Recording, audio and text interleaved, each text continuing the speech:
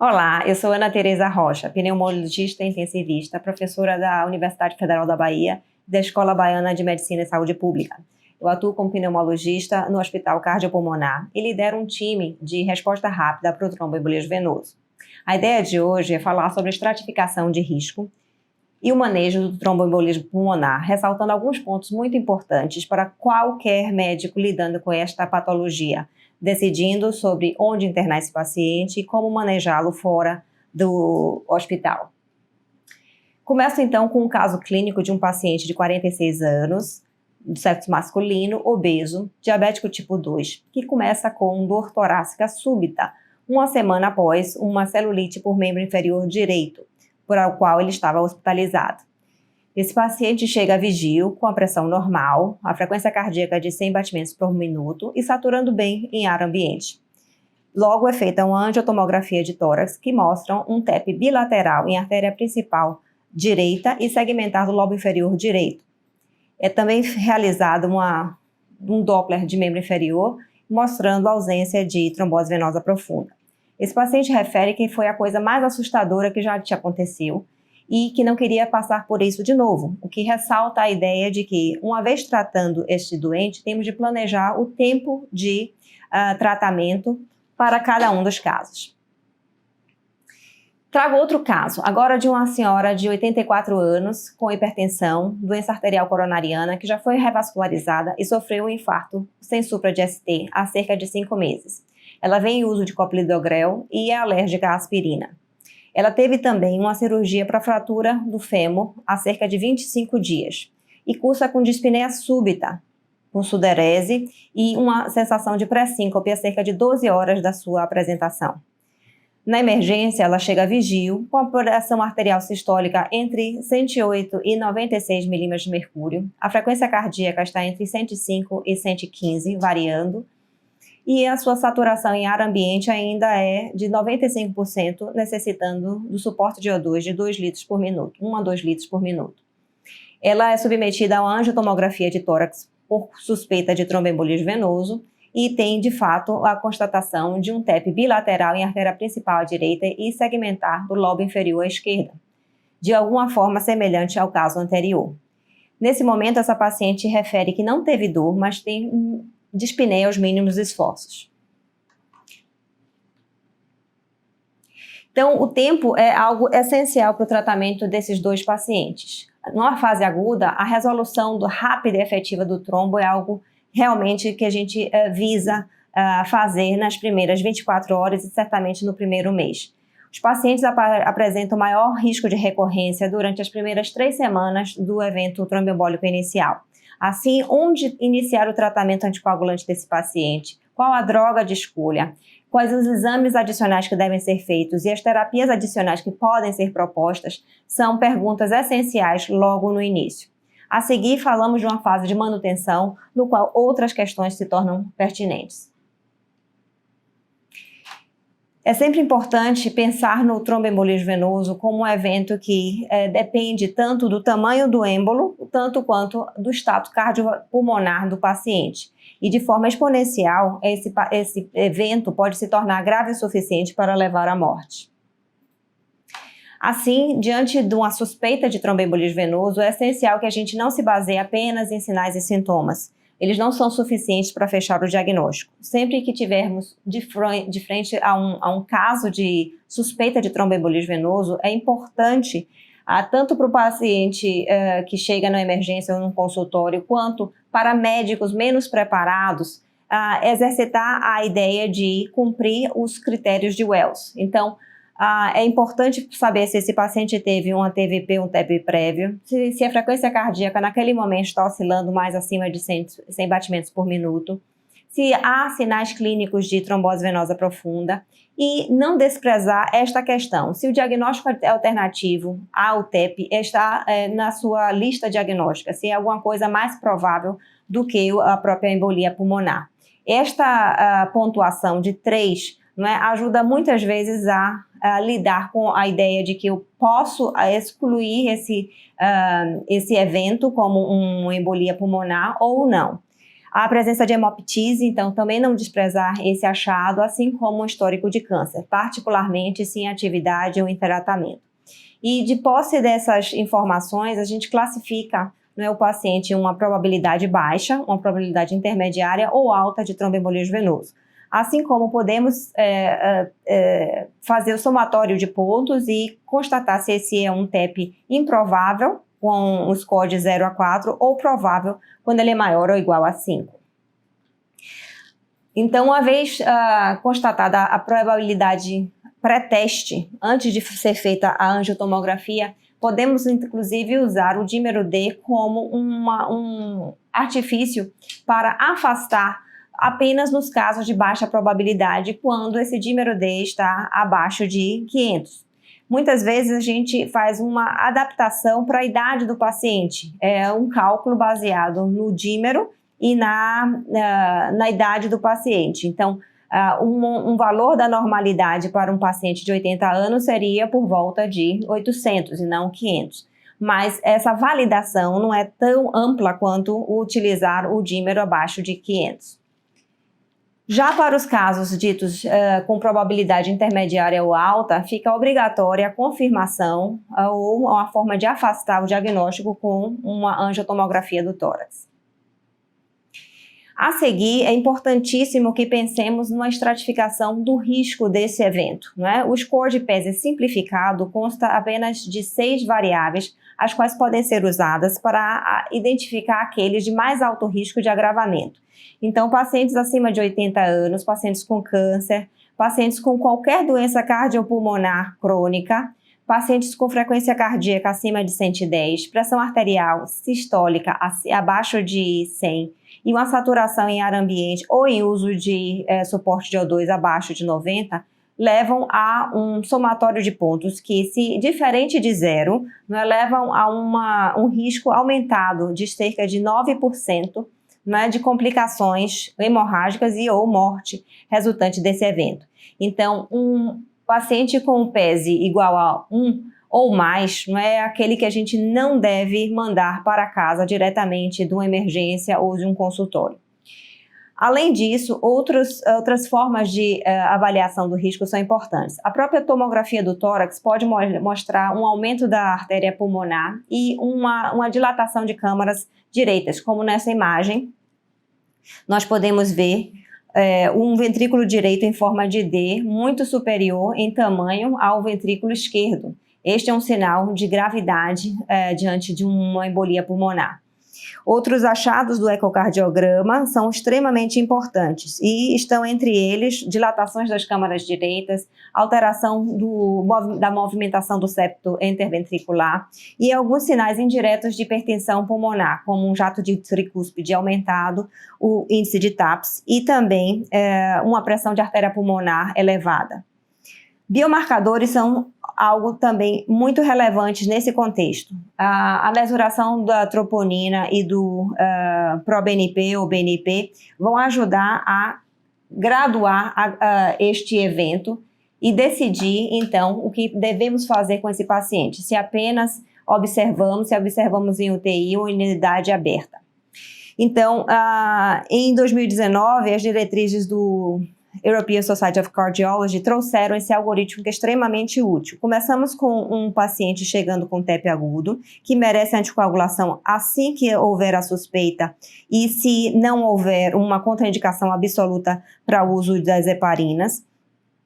E se o paciente tiver instabilidade hemodinâmica, logo ele é considerado de alto risco. Mas se ele não tiver alguma instabilidade hemodinâmica, como uma hipotensão refratária, então devemos pensar se esse paciente é classificado como baixo risco e possivelmente pode ter uma alta precoce para casa, ou se ele é risco intermediário. Então, algumas formas da gente avaliar isso são exatamente classificando, né, o score de PESI, particularmente o score de PESI simplificado, até porque ele é mais breve do que o PESI original, e também alguns outros critérios, como os critérios de Hestia que eu vou falar a seguir.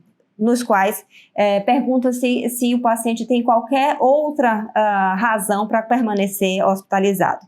Além disso, é importantíssimo, como eu mostrei antes, que a gente realize um ecocardiograma para tentar detectar algum sinal de gravidade, como disfunção do ventrículo direito. Caso nenhum desses fatores estejam presentes, o paciente é então considerado de baixo risco e pergunta-se de fato se existe algum motivo, né, para a hospitalização, como até apoio social, controle da dor, ou algum outro cuidado que o paciente precise nesse período. Os critérios de Estia são baseados em 11 perguntas, exatamente para ajudar o médico a decidir se eu posso dar ou não uma alta precoce. O paciente precisa estar hemodinamicamente estável, não ser necessário logo a princípio a ideia de trombólise ou embolectomia. O paciente não deve ter qualquer sangramento ativo ou alto risco de sangramento, que é no caso, às vezes, de um paciente com história de úlcera péptica em tratamento ou insuficiência renal. O paciente não deve precisar de oxigênio suplementar.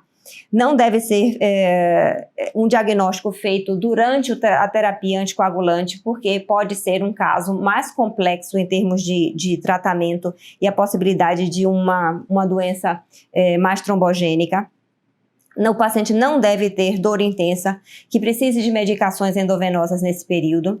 O paciente deve ter apoio social e médico, ou seja, poder arcar com a sua terapia e entender o porquê ele precisa de uma terapia regular e sistemática com o anticoagulante. O paciente não deve ter uma insuficiência renal crônica grave com clearance abaixo de 30 ml por minuto, não deve ter qualquer hepatopatia grave, não estar grávido e não ter uma documentação de alergia contra a heparina.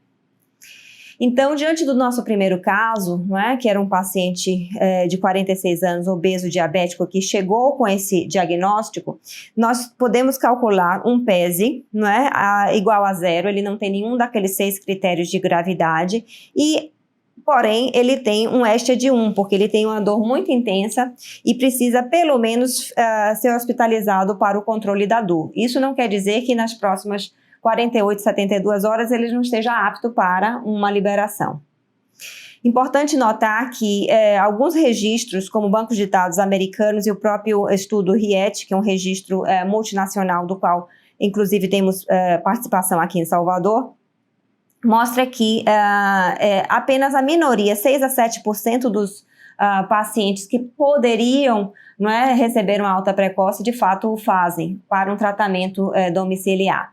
E o estudo HOT-PE tentou avaliar exatamente a segurança de uma alta precoce com o uso da rivaroxabana na dose usual de 15 mg 2 vezes por dia por 21 dias, seguido da rivaroxabana 20 mg dia a partir desse momento, ou em casos especiais de disfunção renal, 15 mg ao dia.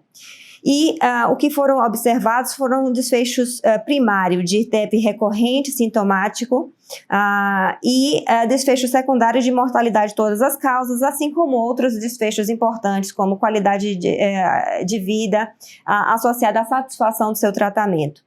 E numa análise intermediária pré-especificada, realizada após a inscrição e avaliação de 50% da população do estudo, percebeu-se que na verdade, apenas 18% dos pacientes triados teriam critérios para uma alta precoce, muitos deles sendo excluídos por diversas razões, como eu já mencionei anteriormente, e ao final mostrou-se que uma alta precoce e tratamento domiciliar com a rivaroxabana eram eficazes, mas apenas um subgrupo muito pequeno dos pacientes originalmente vistos com o diagnóstico. Então, é possível fazer uma alta precoce com eficácia e com segurança, porém em um subgrupo realmente pré-selecionado. Voltando ao nosso algoritmo do European Society of Cardiology. Então, uma vez que eu não tenho nenhum critério para manter o paciente internado, ele é considerado de baixo risco, ele deve ser encaminhado para um acompanhamento com o pneumologista. Isso é muito importante, não deixar o paciente livre para escolher qual qual o profissional que vai acompanhá-lo. O tromboembolismo venoso é mais bem cuidado pelo pneumologista e deve ser feito de forma sistemática, certamente no primeiro mês, com 3 meses, e não abandonar esse paciente, mesmo que seja um evento relacionado a um desfecho forte, como uma fratura ou alguma cirurgia. Bom, caso o paciente seja encontrado em alto risco, não é, tem a ideia de que ele pode se beneficiar de uma reperfusão e um suporte hemodinâmico mais intensivo. Mas existe uma grande zona cinzenta de pacientes que não estão em choque inicialmente e que não estão tão de baixo risco, e para estes é importantíssimo que a gente pondere sobre a presença de alterações de biomarcadores como a troponina e também as disfunções do ventrículo direito baseadas no ecocardiograma. E desta forma classificamos um evento como intermediário alto, quando ambos estão alterados, ou intermediário baixo, como temos alteração do eco, mas sem uma alteração da troponina. No caso 2, da senhora de 84 anos, que teve o TEP bilateral, nós tínhamos logo na chegada um ProBNP de 305, que subiu até 1070, quando dentro da normalidade para a idade dela, mas vemos que houve um sofrimento cardíaco, assim como pela mesuração da troponina, saiu de 94, já acima da normalidade, evoluindo para nas próximas 6 horas para 540. Essa paciente também teve um fator adicional, que era a presença de uma trombose venosa profunda, particularmente para trombos de grande volume. Quando temos contraindicações para anticoagulação, é importante saber o que tem nas pernas e na pelve, pensando em potenciais terapias adicionais. O eco à beira do leito desta paciente mostrou então uma disfunção segmentar leve do ventrículo esquerdo, que era prévia, mas uma disfunção grave do ventrículo direito, com dilatação severa de câmaras e uma hipertensão moderada, pulmonar moderada, com PSAP de 45. Nós vemos aqui na tomografia a relação entre o VD e o VE, mostrando uma superioridade do tamanho do VD. Então, essa paciente tinha um PESI simplificado alto, assim como este acima de 1, e por isso ela precisava de monitorização intensiva.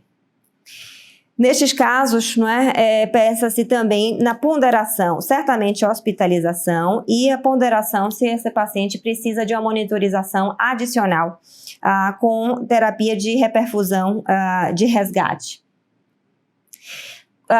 Falando nisso, existe uma tendência atual sobre o uso do conceito de um time de resposta rápida para o TEP, e com um organograma sobre o que deve ser feito em termos de uma avaliação multidisciplinar, junto com o pneumologista, o ecocardiografista e o cirurgião vascular, buscando esta melhor alternativa para cada um dos pacientes.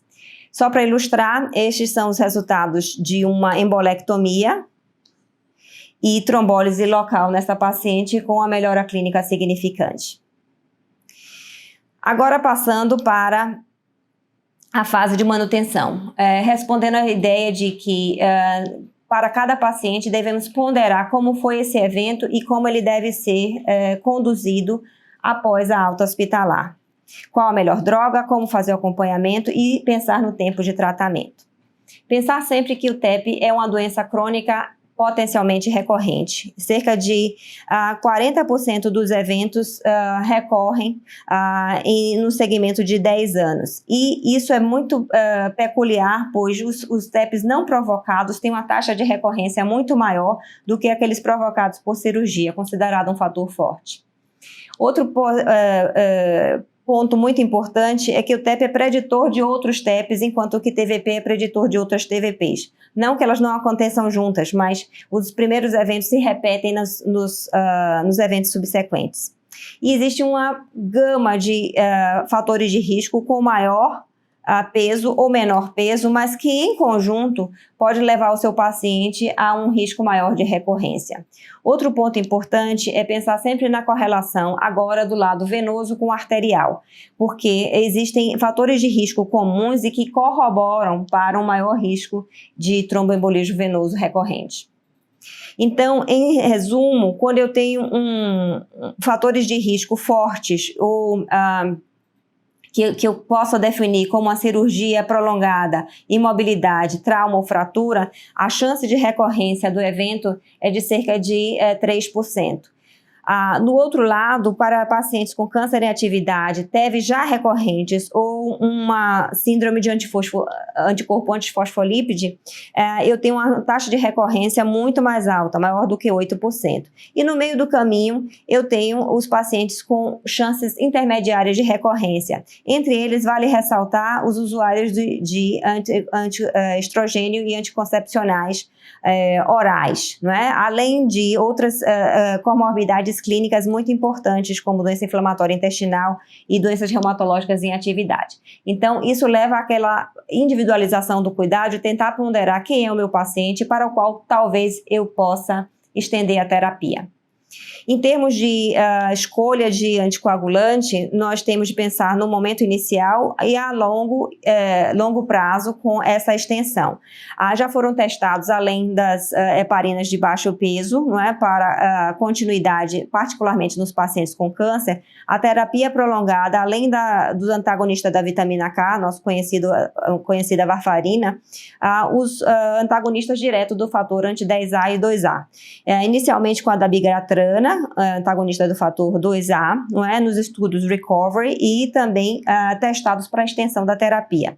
Depois passamos a rivaroxabana com os estudos Einstein, que podem ser começadas desde o início da terapia, preterindo o uso da heparina de baixo peso ou heparina não fracionada. E estes também foram testados nos estudos de extensão da terapia ou mesmo em comparação com a aspirina, mostrando tanto eficácia como segurança da rivaroxabana nesses contextos. Outras possibilidades são o de uso da apixabana desde o início, assim como a riva, e também testado na extensão, particularmente em pacientes com necessidade de extensão após os primeiros 6 meses de tratamento. E entra ainda a edoxabana, não é, como uma outra alternativa, porém também necessitando do uso da heparina de baixo peso no momento inicial, que é de 5 a 7 dias. E não há uma evidência ainda robusta da extensão com o uso dessa medicação. Então, as diretrizes do ACCP de 2016 ponderam que os DOACs são preferenciais à heparina de baixo peso, seguida da antivitamina K, nos pacientes com TVP ou TEP aguda que estão hemodinamicamente estáveis. Já nos pacientes com câncer, era preconizada o uso da heparina de baixo peso dentro do possível, de modo seguido, e isso preferencialmente tanto aos DOACs quanto aos antagonistas da vitamina K. Esses conceitos têm sido revistos mais recentemente. Em termos de duração da anticoagulação, o usual é de 3 meses ou por quanto tempo for possível. E para estes que a gente pensa em estender a terapia, certamente naqueles com TVP ou TEP não provocados por fatores fortes ou aqueles associados a um câncer ativo. E nestes casos, vale a ponderação sequencial do risco-benefício de manter essa anticoagulação. Aqui são diretrizes do ISC para trombose associada ao câncer, não é? Mostrando que agora temos recomendações nível 2A para o uso tanto da edoxabana como da rivaroxabana para o tratamento da trombose relacionada ao câncer. E outras diretrizes relacionadas ao câncer, algumas novidades são também a inclusão da apixabana como primeira linha nesses contextos, passando das heparinas de baixo peso molecular com os dados do estudo Caravaggio. Por fim, em termos de extensão da terapia, pensamos que devemos fazer essa extensão particularmente quando não temos um fator de risco identificável ou como temos um fator de risco permanente, não é? Como o síndrome do anticorpo antifosfolípide. E por fim, em pacientes com um fator menor ou transitório, mas que quando ele é associado ao câncer, com certeza. Bom, em termos da dose de manutenção, isso vai ser guiado também pelo tipo de evento, né, e tipo de paciente que temos. Então, pacientes com câncer ativo, com TEV recorrente ou trombofilia de alto risco, em geral, é melhor manter a mesma dose do que diminuir essa dose após os primeiros 12 meses. Então, para concluir, os pontos principais sobre a estratificação de risco e manejo do TEP são os seguintes: nem todo TEP é igual. Deve-se avaliar o evento inicial, se ele foi provocado ou não provocado, sabendo que existe sempre um pior prognóstico para a recorrência naqueles não provocados e associados ao câncer. Avaliar sempre critérios de necessidade de internamento. Então, o PESE simplificado e os critérios de Estia são duas possibilidades de fácil aplicação para esse propósito. Avaliar também o impacto de TEV na função do ventrículo direito, usando o eco e os marcadores de disfunção miocárdica. E em pacientes com TEV de alto risco, realmente pensar que eu posso mandar esse paciente para tratamento em casa com o DOAC desde o início. Já os pacientes com comorbidades cardiorrespiratórias, TEV proximal ou um TEP de alto risco, pensar que eu devo manter esse paciente sob observação, certamente durante os primeiros 5 dias, e iniciar com a heparina de baixo peso antes de uma conversão para a medicação via oral. A escolha do anticoagulante conforme a presença de comorbidades é algo também muito importante, tanto a idade avançada como disfunção renal, como a presença de alguma lesão em mucosa, particularmente do trato gastrointestinal e geniturinário, pelo risco de sangramento associado ao uso dos DOACs nesse cenário. Planejar segmento clínico do paciente, certamente com o pneumologista, e reavaliar periodicamente, pesando o risco-benefício de manter ou não a anticoagulação. E ponderar, ao fim, os subgrupos nos quais a extensão da anticoagulação após os 6 meses deve ser considerada, prevenindo, então, as recorrências. E com isso eu concluo. Muito obrigada.